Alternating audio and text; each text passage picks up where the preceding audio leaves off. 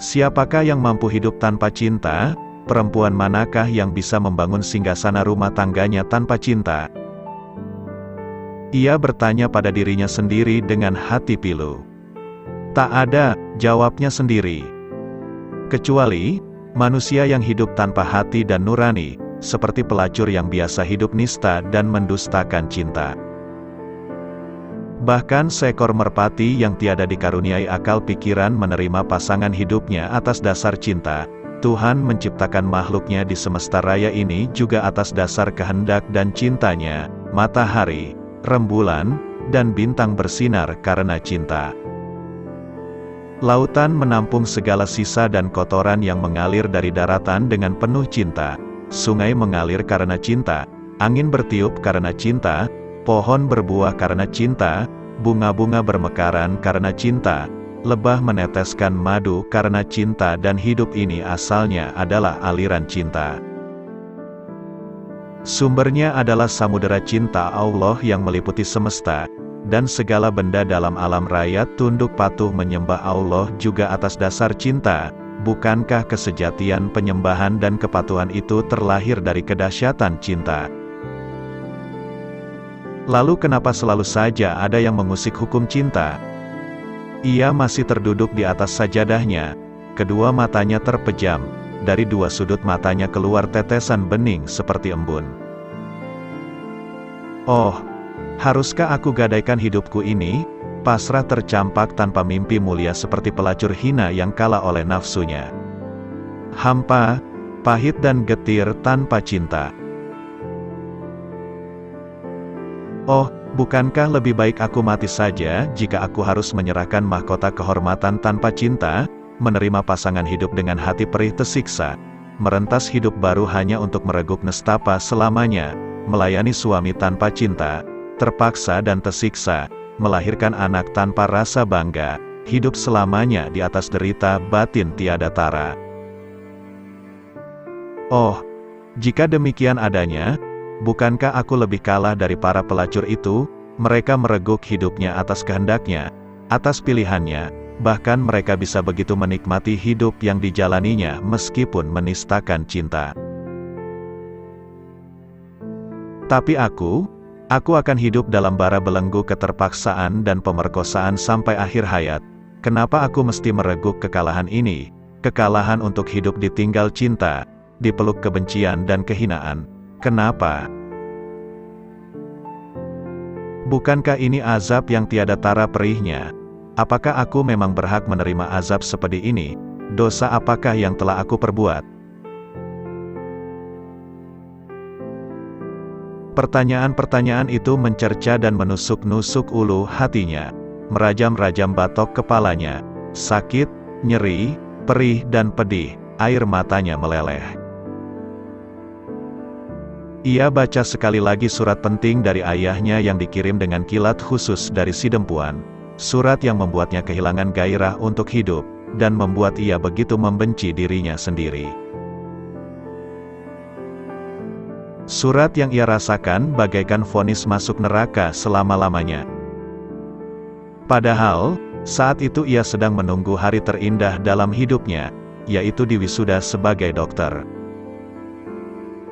Saat ia ingin mereguk manisnya madu kebahagiaan dari hasil belajarnya selama ini, saat ia membayangkan akan bisa merendah hari-hari indah di depan dengan gelar yang ia peroleh, namun isi surat dari ayahnya itu bagai petir yang menghanguskan semua harapannya. Memberenggus mimpi-mimpinya, dan meluluhlantakkan istana cinta yang ia bangun dengan curahan jiwa untuk merangkai masa depannya. Kalau saja surat itu bukan dari ayahnya, kalau saja surat itu tidak seperti itu isinya, kalau saja calon yang disebut itu bukan Roger orangnya, oh, kalau saja ia bukan ia, tapi ia adalah debu yang tak mungkin terbebani oleh segala bentuk tidak suka, dadanya sesak, namun ia tetap menekuni kata demi kata surat itu.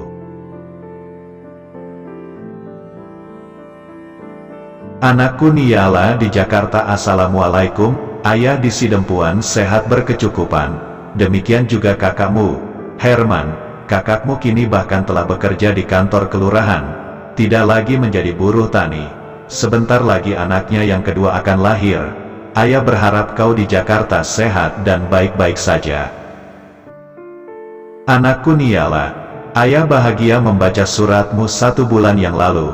Saat kau kabarkan sebentar lagi akan diwisuda jadi dokter, ayah menangis haru. Juga bahagia, meskipun ayah tidak ikut andil apa-apa kecuali sepotong doa. Kakakmu sangat bahagia, dia langsung membuat acara syukuran kecil-kecilan di rumahnya. Berita bahagia ini akhirnya menyebar, orang-orang sekampung ikut bahagia. Sebab akhirnya dari kampung terpencil di pedalaman Sumatera ini ada yang bisa meraih gelar dokter dari sebuah universitas negeri ternama di Jakarta.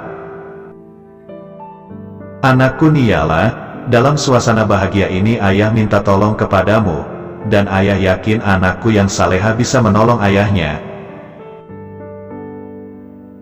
Begini anakku, kabar engkau tak lama lagi akan menjadi dokter ternyata membuat bahagia Pak Haji Kosmas, kepala desa kita.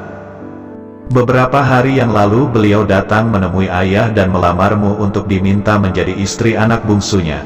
Roger, kau tentu kenal Roger, sebab waktu kecil kau pernah sekolah 1 SD dengannya. Anakku Niala, berhadapan dengan Haji Kosmas ayah tiada berdaya apa-apa kecuali mengangguk iya. Sebab terlalu banyak ayah berhutang budi padanya. Kakakmu Herman bisa bekerja di kelurahan juga karena jasanya, dan ada satu jasa besar Pak Haji Kosmas pada keluarga kita, yang mungkin baru kamu ketahui lewat surat ini.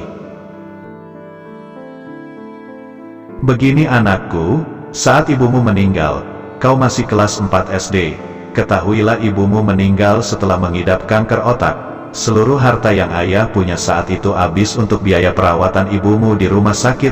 Ayah berjuang habis-habisan untuk menyelamatkan nyawa ibumu. Pada saat kritis Pak Kosmas, saat itu masih menjadi sintua, datang menawarkan pinjaman.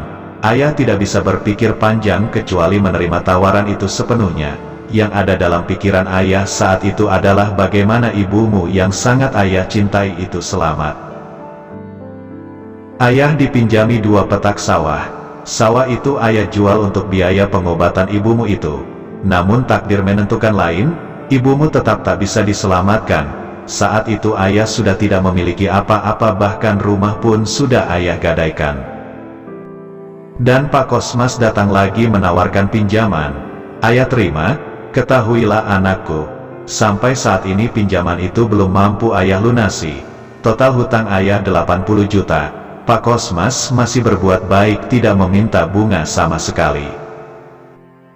Namun, dari mana ayah bisa mendapat uang segitu banyaknya? Jika dihitung-hitung sudah 13 tahun lebih hutang itu belum bisa ayah lunasi. Ayah sudah tak kepalang tanggung malunya pada Pak Haji Kosmas. Namun apa daya ayah tidak memiliki apa-apa, beban hutang itu bagai paku yang menancap di ubun-ubun kepala ayah, meskipun Pak Kosmas tak pernah menagihnya.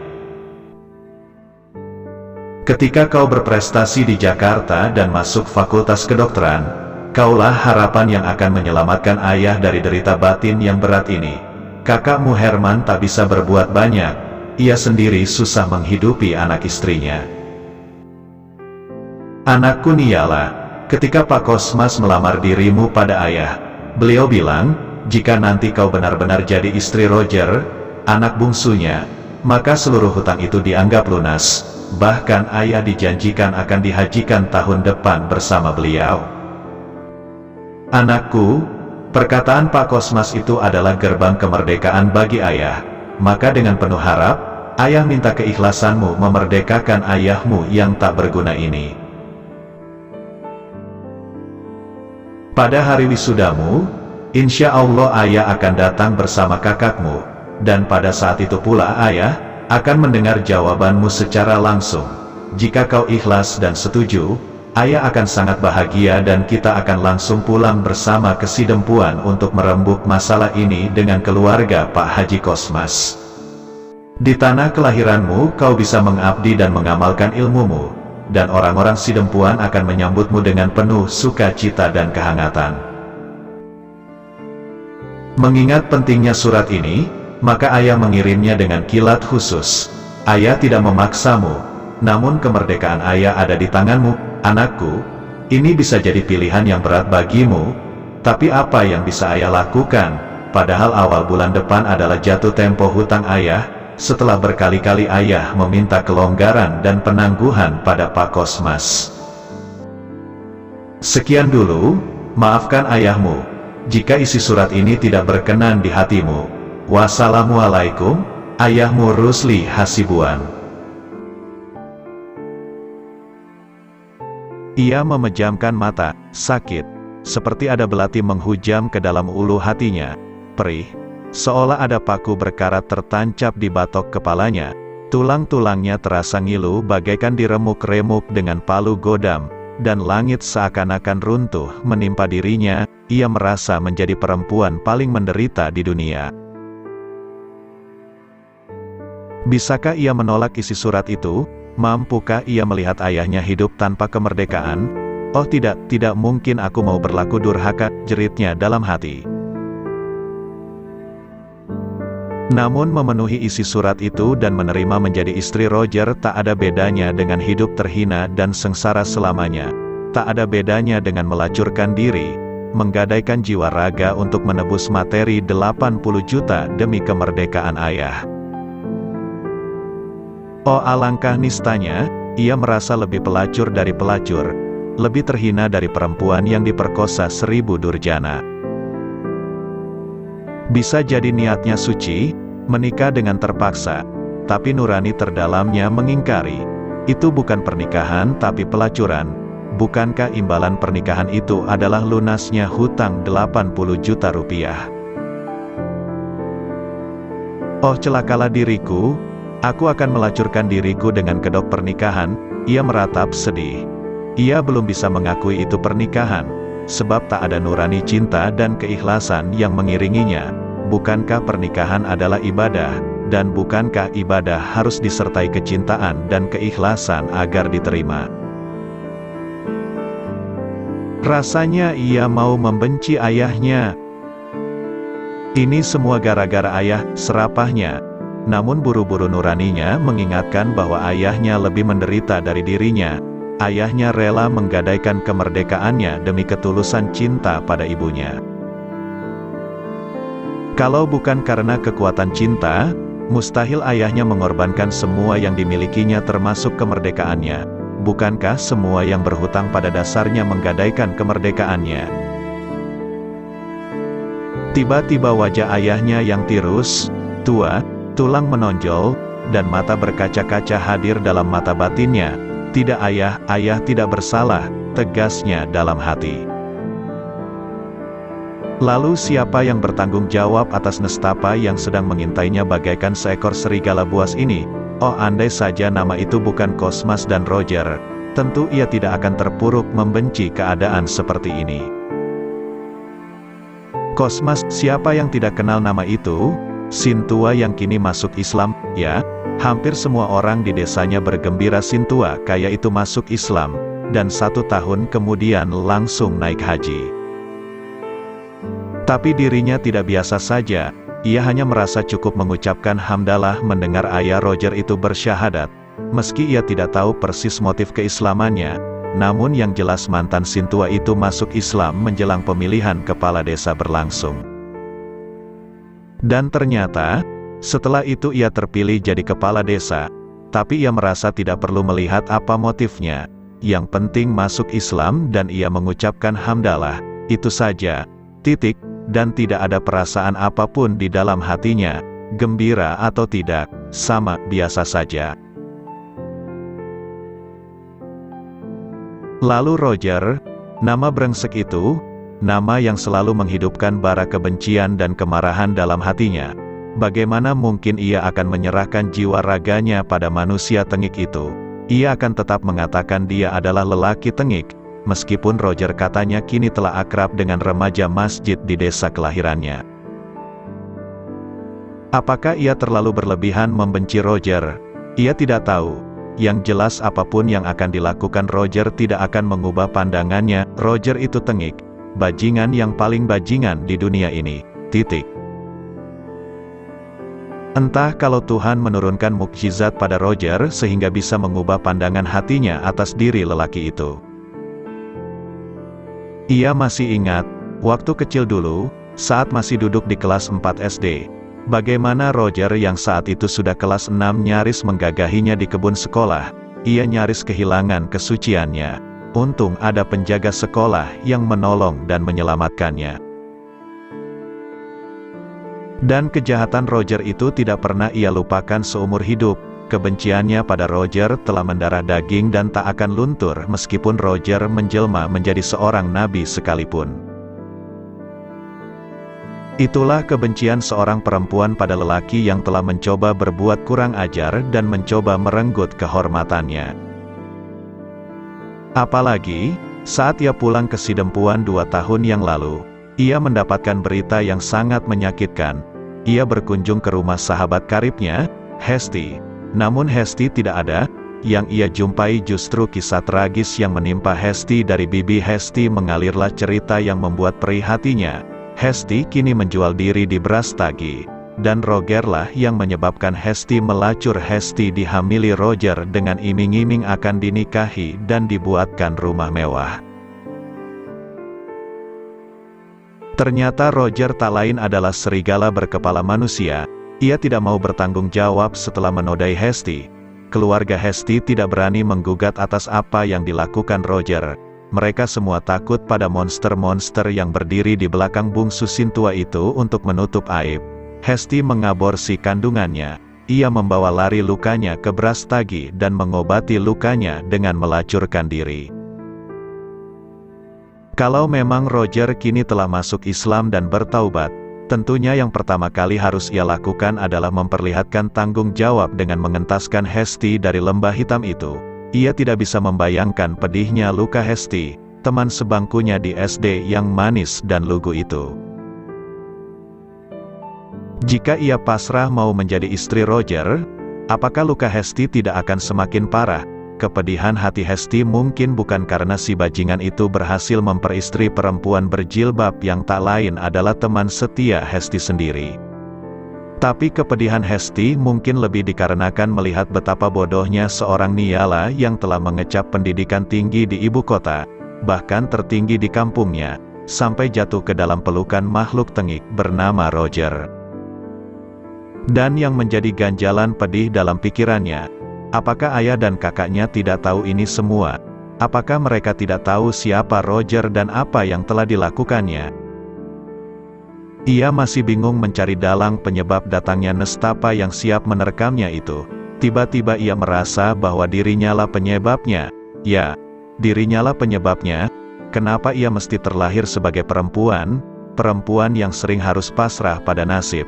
Dan kenapa ia harus berwajah cantik menawan, sehingga banyak serigala mengincarnya, termasuk Roger. Pelan ia bangkit dan berdiri di depan cermin. Ia memandangi dirinya sendiri. Tiba-tiba bara amarahnya membuncah dalam dada. Tidak, bajingan seperti Roger tidak berhak menyentuh Niala. Namun pada saat yang sama bayangan ayahnya hadir. Dengan wajah tirus dan mata berkaca seolah berkata, "Tolong, merdekakan ayah, nak, dan bukankah menikahi Roger itu juga dakwah? Jangan berprasangka buruk atas motif keislaman Roger dan ayahnya. Dengan menikahi Roger mungkin kamu berpeluang untuk mengislamkan banyak orang. Mereka kaya raya dan terpandang. Kau bisa berdakwah dengan baik di tanah kelahiranmu, dan kau juga bisa membantu orang-orang kecil yang kesusahan." Pikirannya beku, bibirnya keluh, ubun-ubunnya bagaikan ditancap paku. Namun tiba-tiba ia memberontak. Bukankah dakwah adalah sumber cinta? Ayah, apakah menikah dengan selain Roger? Menikah dengan lelaki yang lebih bersih dalam pandangannya? Tidak juga dakwah? Di pelupuk matanya ayahnya menangis terseduh-seduh. Ia merasa sangat berdosa telah berani membantah ayahnya. Apalagi tiba-tiba tazkirah Ustadz Hasbiallah terngiang di telinganya. Jalan dakwah tidak mudah dan mulus. Jalan dakwah itu terjal penuh hambatan, penuh onak dan duri. Badai sering datang menghadang. Berjalan di jalan dakwah, memerlukan ketabahan dan pengorbanan yang besar. Ia terus tergugus sendirian di kamar, perang batinnya terus berkecamuk sampai alunan azan subuh terdengar mendayu-dayu.